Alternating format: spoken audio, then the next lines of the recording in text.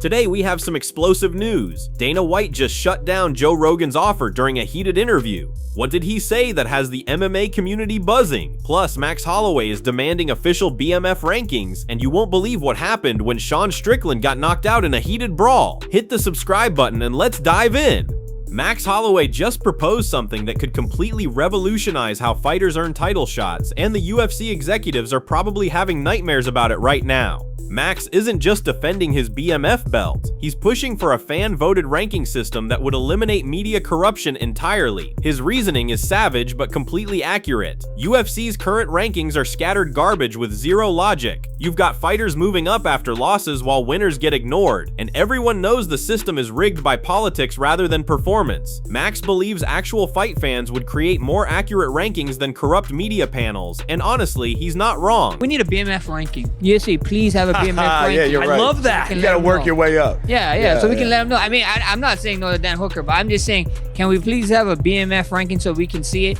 Actually, I don't even know if it's UFC. Can we get the fans to do it? Because UFC's rankings is fucking all over the place. This BMF ranking controversy has unleashed a three-way championship war that's getting nastier by the day. Max holds the physical belt after destroying Justin Guido, but Ilia Topuria claims he's the real champion because he knocked out Holloway. Then there's Jack Della Maddalena with the most creative argument yet. He traced the BMF lineage through 5 different fighters like some combat sports family tree. His logic? Masvidal lost to Usman, who lost to Leon, who lost to Bilal, who lost to him. Jack took to Twitter roasting Ilia, calling him little fella and declaring the belt belongs to him. Now we've got 3 legitimate BMF claims happening simultaneously, each with passionate supporters and their own twisted logic. But Max's championship plans extend beyond the BMF division, and he's stirring major controversy by exposing Charles Oliveira's alleged injury excuses. Max claims Charles started spreading rumors about being hurt during their fight to explain his performance. But here's the problem: when medical professionals investigated these supposed injuries, they found absolutely nothing wrong with Oliveira. Max is not holding back, saying he has no idea what Charles is talking about, and the medical reports prove he was completely fine.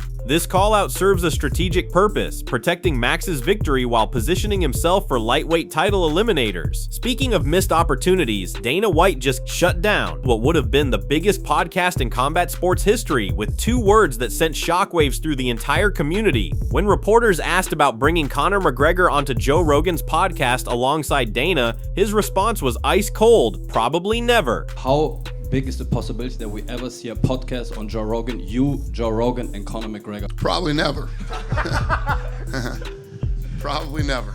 This rejection becomes even more shocking when you realize Dana hasn't appeared on JRE since 2013, over 11 years ago. We're talking about a potential 100 million view episode that would break every podcast record, but Dana shut it down without hesitation. This tells us everything about how tightly the UFC controls its narrative, even when it costs massive exposure. With topics like Conor's legal troubles, fighter pay disputes, and ongoing lawsuits, there's no way Dana wants 3 hours of unfiltered questions with Conor stirring the pot. While Dana's playing defense with media, Drittter just announced the most insane backup plan in UFC history. He's willing to fight Robert Whittaker this weekend, then immediately cut weight again to fight for the middleweight title just 2 weeks later, if Khamzat pulls out. The physical demands of cutting weight twice in 14 days could seriously damage his health, but Drittter doesn't care. His strategy is calculated though. He knows beating Whittaker isn't enough. He needs a spectacular finish to jump ahead of other contenders. He's even hoping the Imavov vs BRAWL fight is boring, so nobody pays attention to them. His insider prediction leans toward DDP winning in later rounds when cardio becomes the deciding factor, since he's trained with both title fighters. Yeah, I think the most important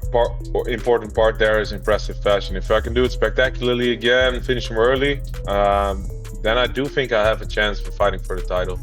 And hopefully the Imavov BRAWL fight is boring and nobody watches. Then I might have a chance. I'm still hoping Khamzat pulls out last minute. It's 2 weeks after my fight, so maybe we can still get lucky. Okay, so we'll get a big win here, and then we're going straight over to UFC 319. Yeah, right? that'd be nice. Maybe not too nice to make weight again, but we can discuss the terms after.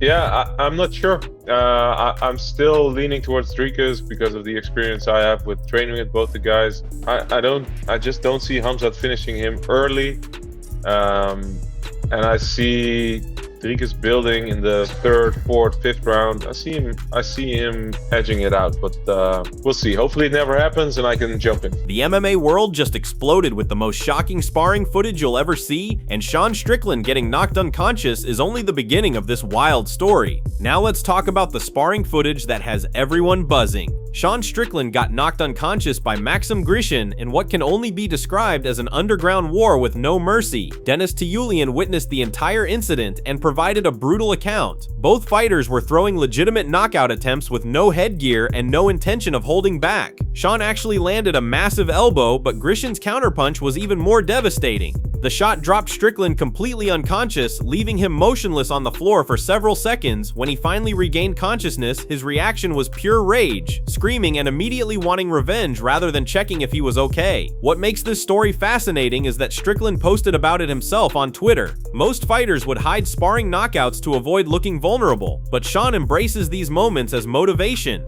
He sees getting knocked out in training as fuel to push harder, not something to be embarrassed about. Dennis also revealed their friendship started rocky when Sean made inappropriate comments about his country, but they sorted it out man to man and built genuine respect. Israel Adesanya just dropped his prediction for the biggest middleweight fight of the year, and it's going to upset people. Izzy is backing Dricus du Plessis to outlast Khamzat in the championship rounds, when cardio becomes everything. This prediction carries weight because Adesanya felt DDP's relentless pressure firsthand. He believes Khamzat's best chance is finishing early, but if Dricus survives that storm, his never-ending forward movement will break down Chimaev's defense. Khamzat would, I think Khamzat will, if he wins, it's the first 2 rounds, or the first round. But Dricus is just chaotic. Chaotic good, chaotic evil. As for Izzy's own comeback, rematches with Sean Strickland or Paulo Costa are being heavily discussed. These stories perfectly capture MMA's unpredictable nature, from corporate control shutting down dream content to fighters volunteering for impossible schedules. Nothing goes according to plan. The BMF title is generating more controversy than legitimate championships, while sparring footage creates bigger waves than fight announcements. What's your take on the biggest story, Dana's media control strategies, Sean's knockout motivation, or the 3-way BMF war? Drop your predictions for which storyline explodes next. That wraps today's Fight Bulletin. Strike Script bringing you the fastest hands in MMA news. If these headlines kept you ahead of the scorecards, tap like and let the algorithm know we won the round. Subscribe and hit the breaking bell so you're first to hear every contract signing, weigh-in drama, and surprise call-out. Got an inside scoop or bold prediction? Drop it in the comments. You might see your tip featured in tomorrow's update for real-time flashes from pressers and gyms. Until the next alert, stay sharp, stay informed, and keep your guard up. This is Strike Script signing off.